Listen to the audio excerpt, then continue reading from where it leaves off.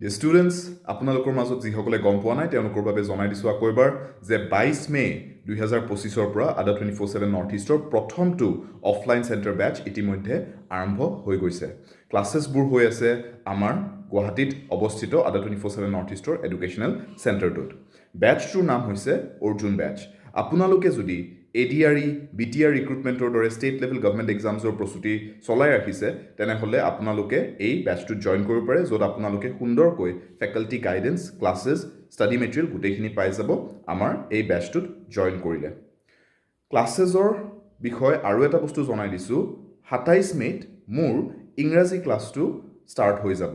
আপোনালোকে যদি জইন কৰিম বুলি ভাবিছে এইকেইদিনতে জইন কৰিব পাৰে বেচটোৰ ক্লাছেছবোৰ ইতিমধ্যে ষ্টাৰ্ট হৈছে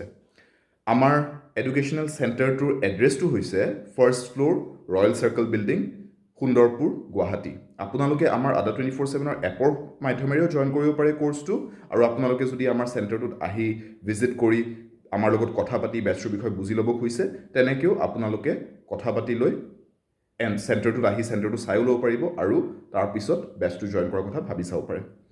সোনকালে জইন কৰক যদি আপোনালোকে প্ৰিপেয়াৰ কৰিয়েই আছে এক্সামটোৰ বাবে লগ পাম ক্লাছত All the best.